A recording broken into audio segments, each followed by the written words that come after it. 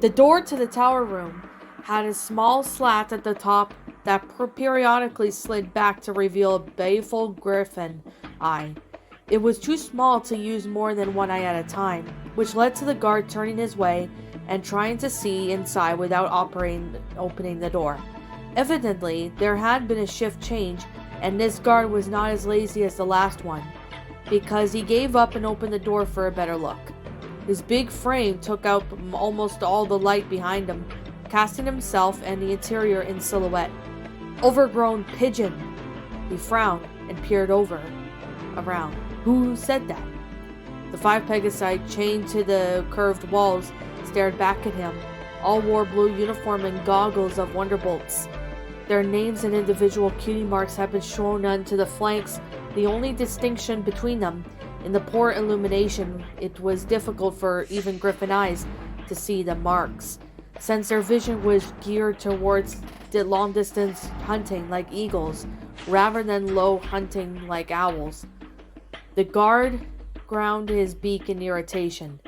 "You ponies better learn some manners, or it'll be curtains for you." He waited for a response, but none came. "Whatever, you're all dead meat anyhow. You just don't know it yet." Fret made, he turned away. "Oh, we're so scared." He whirled back, eyes darting, but none of the Pegasi had moved.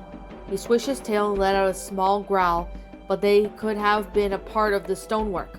"Ponies," he muttered, as if it was a dirty word, shaking his head. He backed out and slammed the door behind him, pressing one eye on the slat before sliding the cover across that as well. It took a few minutes of silence for any pony to speak again. "Are you mentally deficient, Soren?" A blue pony with an even darker blue mane grinned. Since he, like all the others, he had been spread eagle on his hind hooves against the wall and chained into place. He couldn't push up his goggles to meet the angry stare of the mare across from him. "You expected me to stay quiet? I expected you not to bait the guard with sharp claws and short fuse while you were strung up like plucked chicken," she replied. "Hey, I resent the plucked part. I still have my feathers." She exhaled harshly. "You pick the weirdest times to focus on stupid details. That's why you love me." "Whatever." The mare wiggled back and forth, trying for the 100th time to loosen the coils of rope around her middle. "You're gonna pull a wing muscle that way, Spitfire. You expect me to stay still?" Soren nodded, touchy. All their wings have been bound before they've been manolents. The griffins had used their prodigious strength to bend whatever metal they could to find and use it to encircle their hooves, light fixtures, candelabras, ornaments, plus whatever other trappings were around Canterlot Castle. The manacles had it cobbled together and looked, but it did their job, the way they had been designed for. No matter how much he struggled, Spitfire could only rub her own legs raw without making a dent on her restraints. Their captivers had made extra sure they caused no problems. In a way, it was complimentary that the Claw Army thought the Wonderbolts were enough of a threat to merit this kind of special treatment. But the Griffin's precautions had made the escape almost impossible. Still, she tried again and again while they weren't looking, as if she tried to wear down the metal and rope against the cool stone of the tower wall. Since there was only one small window and none of them could fit through, even if they were free, it begged the question of what she intended to do if she ever did untie herself.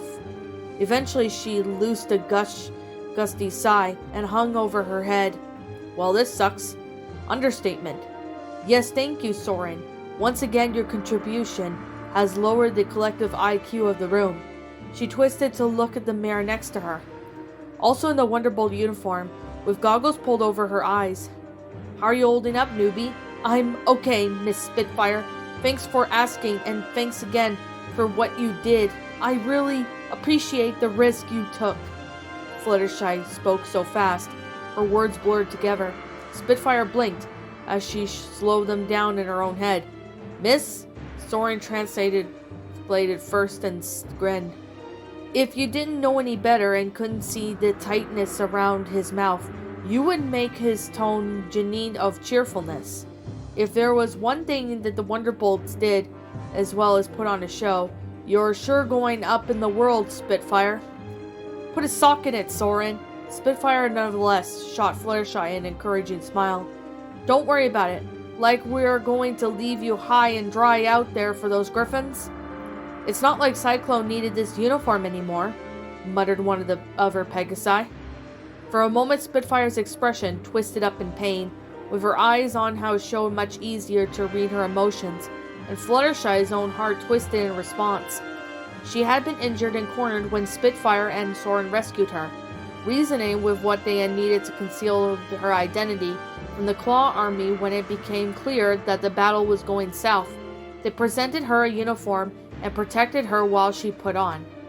Their plan had been to smuggle her out of Canterlot in one of their formations, but that had failed when a platoon of griffins brought what was left of them all down. A team of 10 Wonderbolts had come to Canterlot, but only 4 remained.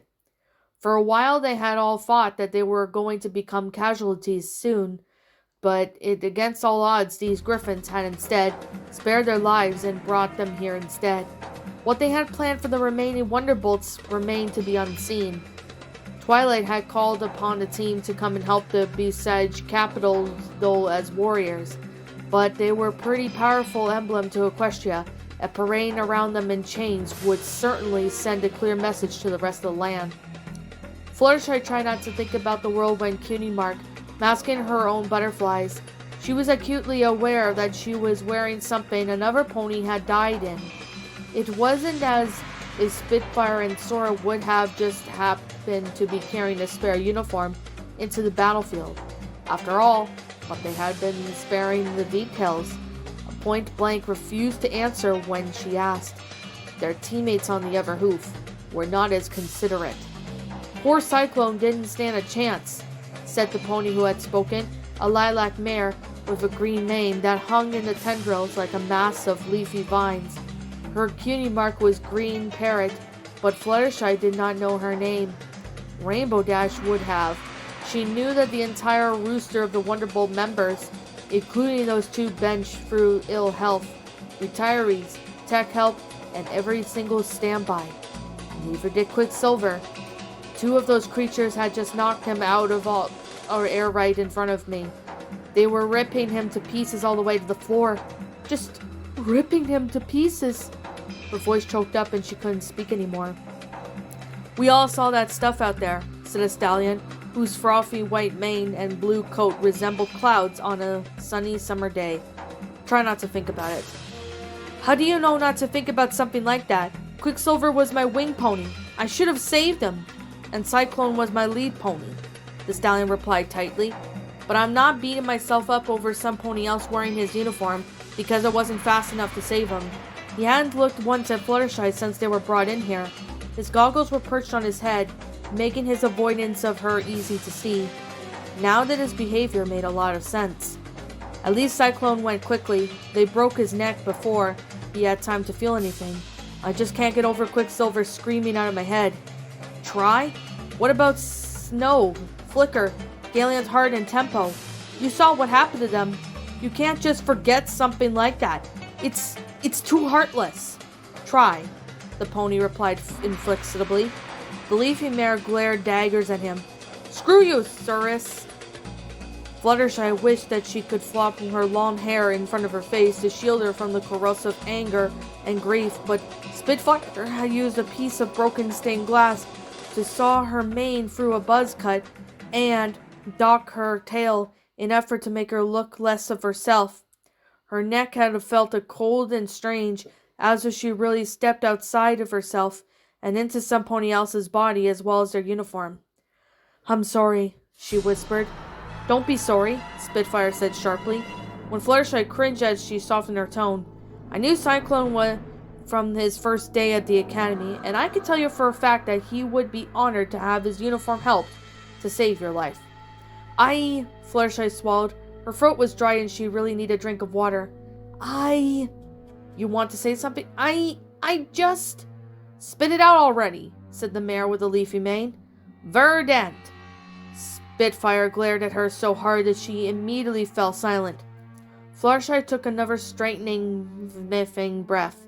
I don't understand why you saved me all those other ponies out there. It was something that had been bothering her from the start.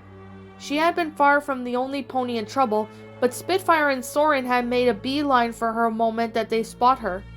Seriously? Soren laughed, but it sounded a bit forced. You're seriously asking why you're an important pony? Shh! Spitfire hushed him. We don't know how thick that door is. Fluttershy's wings twitched unconsciously against her ropes. A bolt of pain shot her through her left shoulder, reminding her of the injury that had left her grounded when all the other Pegasi took fight in their nets, hoping to ensnare the attacking griffins and end the conflict without bloodshed. It had been a valiant attempt, but ultimately ended in failure. I still don't understand, she said. She wasn't a fool. She understood that she and her friends were valuable because they welded the elements of harmony, but the necklaces and the crown that contained this special powder had been once stolen before even the battle began. Twilight had been told the Wonderbolts this when she implored them to come and defend Celestia and Luna against the oncoming Griffin's horde. You know what? You know about the theft? What kinda, but hard to forget how the elements were stolen since we're, in Canterlot Tower, and there's a big honky empty space where they should be. Verdant's brief, cowed silence gave way to sarcasm. Verdant! Spitfire hissed. We may be in a tough spot now, but I'm still your ranking superior, so I'm ordering you to keep your mouth of yours shut, unless you have something useful, or at least not negative to say. Do you understand me? But do you understand me? Verdant turned her face away, her jaw set in a impetuous line. Yes, Spitfire. Fluttershy shrank against the tension, filling the room like soup. Her wings hurt, but not as much as her heart. She was worried about her friends, and thinking about the elements of harmony inevitably lead to the thinking about them. Where were Twilight, Rarities, Pinkie Pie, Rainbow Dash, and Spike now? What had happened to the Princess Celestia and Luna? She couldn't think anything good had befallen on them. If the Griffins had taken over so thoroughly, but imagining their fate was beyond her ability. Her gentle nature simply could not envision the kinds of harsh nature like King Claus might do to conquer the enemies. Despite what Verdant kept saying about the fates of the other Wonderbolts, all Fluttershy could do was worry, fret, and desperately try to keep the small flame of hope burning inside her. If she didn't know the worst, that there was still a possibility her friends were okay. They might have escaped, and maybe even somehow, against all probability, taken from the princesses with them. She couldn't still think of what was it not to say was impossible. She had to keep hoping and do her best to free herself and be brave the Pegasi who had saved her. She focused on the window. Spitfire saw her gaze settle and followed it. After a moment or so, she looked back at Fluttershy, fur-headed and seized in puzzlement. What's so interesting out there? I'm hoping a little bird or insect might land here or pass by enough to call for me inside. You can do that? Soren asked. Fluttershy nodded. Birds and bugs can understand you? The stallion called Cirrus sounded skeptical. He still wouldn't look at her, but at least he was acknowledging her presence. Animals too, Fluttershy replied without rancor. Why do you want all of them to come in? I was hoping we could get a message back to Ponyville. Some pony here can translate bug too? Fluttershy shook her head. Then what's the point? Verdant ignored Spitfire's expression to demand.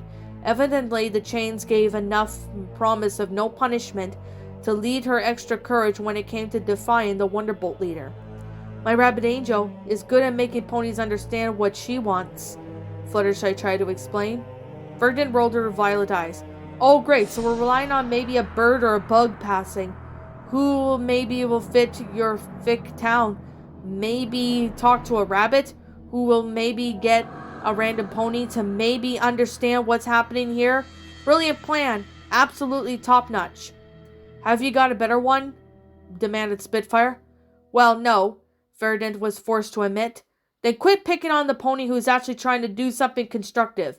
Otherwise, then we get out of here, You'll find yourself repeating your whole time in the academy with a special emphasis on your unsubordination and how not to be a pain in the rump.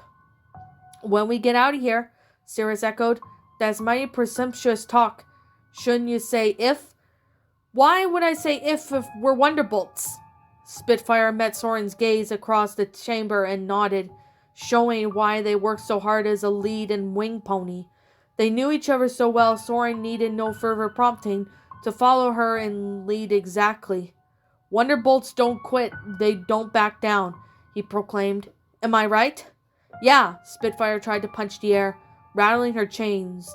She looked at the circus and Verdant. Right? Yeah, Cirrus said, without enthusiasm.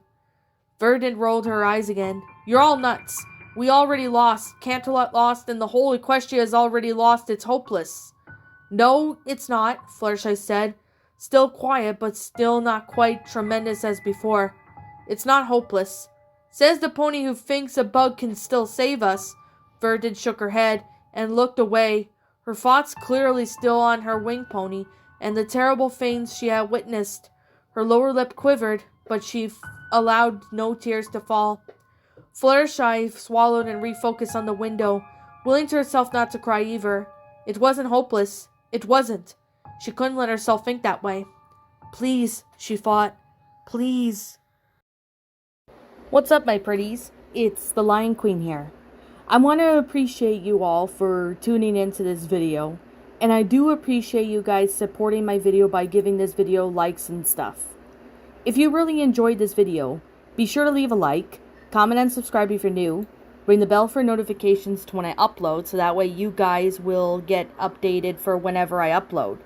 If you want to follow me on Twitter or DeviantArt, feel free to leave a follow on those if you are interested in following me on those socials.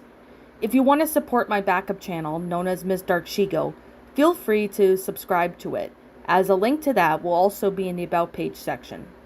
And with that being said, and that being the case, thank you so much for watching, my pretties, and as always, please, stay pretty.